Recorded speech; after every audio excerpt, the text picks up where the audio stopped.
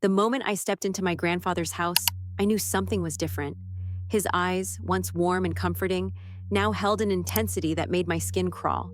Little did I know, this was just the beginning of a nightmare that would push the boundaries of family, trust, and my own sanity. Welcome to my story, a tale of betrayal, survival, and the strength to reclaim my life. The shrill ring of my phone pierced the quiet of my apartment. It was my mom, her voice trembling as she delivered the news that would change everything. Our family business, once thriving, had collapsed under the weight of mounting debts. We were broke. Just like that, the comfortable life I'd known vanished. No more lazy Sundays, brunching with friends, or spontaneous shopping trips. Our cozy family dinners, filled with laughter and shared stories, now felt like distant memories as worry etched lines on my parents' faces. As reality set in, a pit formed in my stomach. We had to leave our home, the only place I'd ever known. My childhood bedroom, with its pale blue walls and window seat where I'd spent countless hours reading, would soon belong to strangers. The thought of packing up my life into cardboard boxes left me feeling hollow. That's when my grandfather stepped in. He offered us a lifeline. We could move into his sprawling old house in the countryside. It was a generous gesture, but one that filled me with a mix of gratitude and apprehension. I'd only visited a handful of times as a child, and those memories were hazy at best. As we packed, my mind raced with questions. How long would we stay? Would I be able to find a job in such a small town? What about my friends and the life I'd built in the city? The uncertainty of it all weighed heavily on me. The drive to my grandfather's house seemed to stretch on forever. Fields and forests blurred past the car window as my mother attempted small talk, her forced cheerfulness doing little to ease the tension. When we finally pulled into the long, winding driveway, the house loomed before us, a weathered Victorian mansion that seemed to belong to another era entirely. My grandfather greeted us on the porch, his smile warm but his eyes holding something I couldn't quite place. As we stepped inside, the musty scent of old books and polished wood enveloped us. The house was silent save for the creaking of floorboards beneath our feet. Something about the atmosphere made the hair on the back of my neck stand up. Maybe it was just the stress of the move, but I couldn't shake the feeling that things were about to get a whole lot more complicated. They say hindsight is 20/20, but what about those moments when your present vision becomes clouded by doubt? As I unpacked my belongings, I had no idea that the real unpacking of long-buried family secrets was only just beginning. The first few days in my grandfather's house seemed normal enough. We fell into a routine of shared meals and quiet evenings. But gradually, I noticed small shifts in the atmosphere. My grandfather's gaze would linger on me a moment too long, making me uncomfortable. At first, I brushed it off as my imagination running wild. As the days passed, these moments became more frequent. He'd find reasons to be in the same room as me, his hand brushing against mine as he reached for something. Each time, a chill ran down my spine, but I told myself I was overreacting. After all, this was my grandfather, a man I'd trusted my entire life. My internal conflict grew.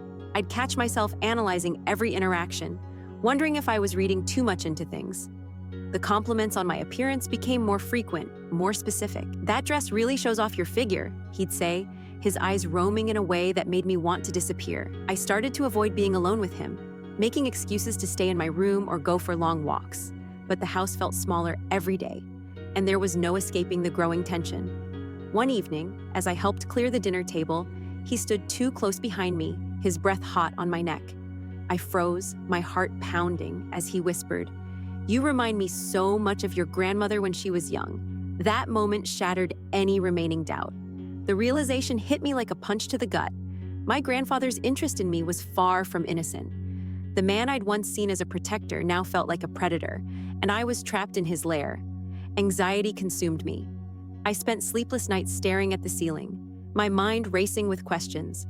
How had things changed so drastically? What would happen if I confronted him? Would anyone even believe me? The weight of this secret pressed down on me, making it hard to breathe. As I lay there in the dark, one thing became crystal clear. I needed to find a way out of this house, and fast. They say the most dangerous predators often hide in plain sight. As I found myself alone with my grandfather that fateful afternoon, I realized how true that could be.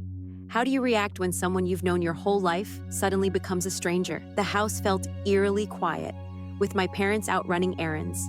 Every creak of the floorboards set my nerves on edge. I tried to focus on the book in my hands, but the words blurred together as my awareness heightened. My grandfather's footsteps echoed down the hallway, growing louder as he approached the living room. "Megan, can we talk?" His voice was soft, almost gentle, but it sent a chill down my spine. I nodded, unable to find my voice as he sat down beside me on the couch. The cushions shifted under his weight, bringing him too close for comfort. He started with small talk about the weather, but I could sense the conversation veering into dangerous territory. My heart began to race, pounding so hard I was sure he could hear it. As he spoke, his hand found its way to my knee, and I felt my palms grow sweaty. "You know, Megan," he said, his voice dropping to a near whisper, "you've grown into such a beautiful young woman. I can't help but notice how much you remind me of your grandmother when we first met." The room seemed to tilt as his words sank in. My body tensed, caught between fight and flight. I wanted to run, to scream, but I felt frozen in place as he continued. "I know this might sound wrong, but I can't deny my feelings for you any longer," he confessed, his eyes burning with an intensity that made me feel sick. "We could be so good together, Megan. I could take care of you in ways your parents never could." The world around me blurred, and I felt detached from my body, as if watching the scene unfold from a distance. My grandfather's voice became a muffled drone as my mind struggled to process what was happening. This couldn't be real. It had to be some kind of twisted nightmare. Suddenly, survival instinct kicked in. I mumbled something about needing the bathroom and bolted from the room, my legs carrying me upstairs on autopilot. I barely made it to my bedroom before the tears started falling. With shaking hands, I locked the door, knowing I needed to find a way out of this house. And fast. In movies, the heroine always knows exactly what to do after escaping a predator. But real life isn't so simple. As I huddled in my room, I faced an impossible choice: speak up and risk everything, or suffer in silence. My whole body shook as I slid down against the locked door, tears streaming down my face. The events of the past hour replayed in my mind on a sickening loop. How could my grandfather, the man who used to sneak me extra cookies and taught me how to fish, become this monster? Shame and confusion battled within me. Part of me wanted to scream, to tell my parents everything the moment they walked through the door. But another voice whispered insidious doubts. Would they even believe me? What if this tore our family apart? The weight of the secret pressed down on me, making it hard to breathe. As the shock began to fade, a new fear took hold. I couldn't stay locked in my room forever. Eventually, I'd have to face him again. The thought of sitting across the dinner table, pretending everything was normal, made me physically ill. How could I possibly act like nothing had happened?